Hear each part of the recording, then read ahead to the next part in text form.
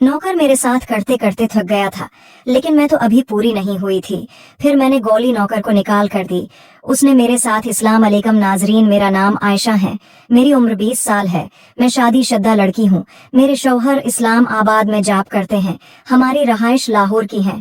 मेरे ससुराल में टोटल 3 लोग ही रहते थे मेरे ससुर में, और मेरा एक बेटा। मेरे ससुर अपना स्टोर चलाते थे और उनके पास मेडिकल स्टोर था। मेरे ससुर बहुत ही अच्छे थे और उनकी उम्र 50 साल थी। मेरे आज ससुर का नाम अनवर था। मैं अपने ससुर से दोस्ताना ताल्लुक रखती थी और उसके साथ बहुत अच्छा रवैया रखती थी, मगर आहिस्ता आहिस्ता तराना हिरासानी से भरा हुआ था और मुझे किसी भी चीज की कमी महसूस होती थी। लेकिन जो कमी थी वो मेरी ख्वाहिश थी, क्योंकि मेरे शौहर इस्लाम आबाद में थे और मेरे शौहर इस्लाम आबाद पुलिस में थे और वहां पर नौकरी करते थे और 6 माह बाद चक्कर लगाती थी। मेरे शौहर बहुत अच्छे थे और मेरा बहुत ख्याल करते थे। मेरे शौहर का नाम शहबाज है। शहबाज की उम्र 25 साल है और मेरी मोहब्बत की शादी हुई थी।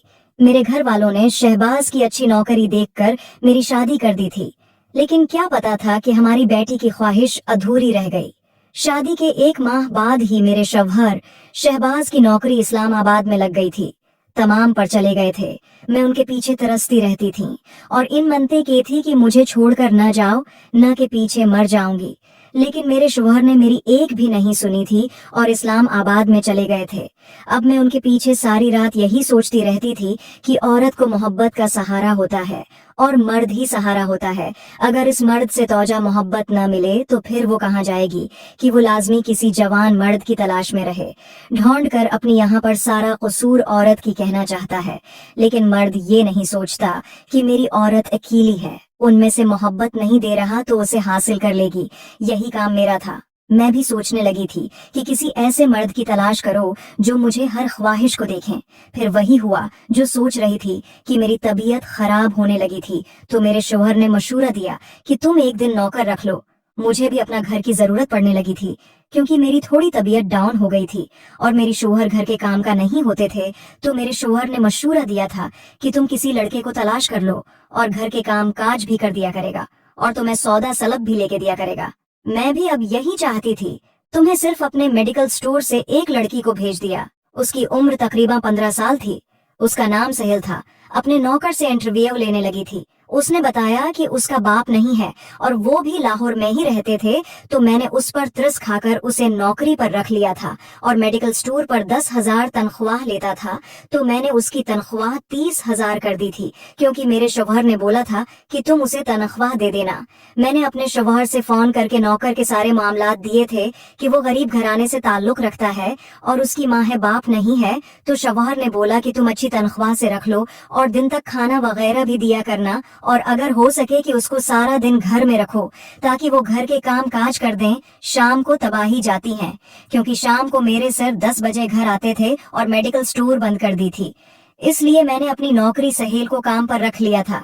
मैं नौकर को पहली नजर देखने उस पर दिल हार बैठे थी। खूबसूरत था।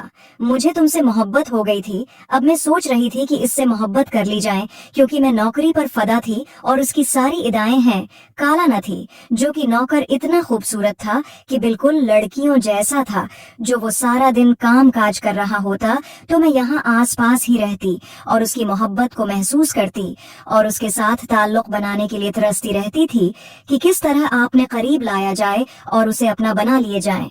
क्योंकि मैंने तो मुझे जो मायूसी थी, मैं उस मायूसी को दिल से नहीं निकाल सके थी, क्योंकि वो कौन सी औरत मर्द के बगैर रह सकती है।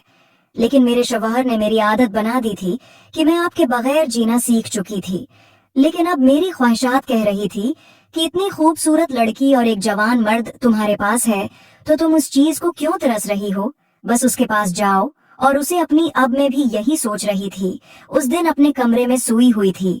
मेरी कुछ तबीयत खराब थी। मैंने अपनी नौकरी को बोला कि तुम मेरी जायहिलो मेरा नाम किस चाय बनाकर आया था, और सीधा कमरे 3 में आ गया था। मैंने हल्के से कपड़े पहने हुए थे और जानबूझ के कपड़े पहन कर दिए थे, तो मेरा सामने वाला सामान को नजर आ गया था और मैंने फुटबॉल देखने लगा था और देखते ही देखते मैं खो गया। और इतना कहूंगा कि मैं सोच भी नहीं सकती थी।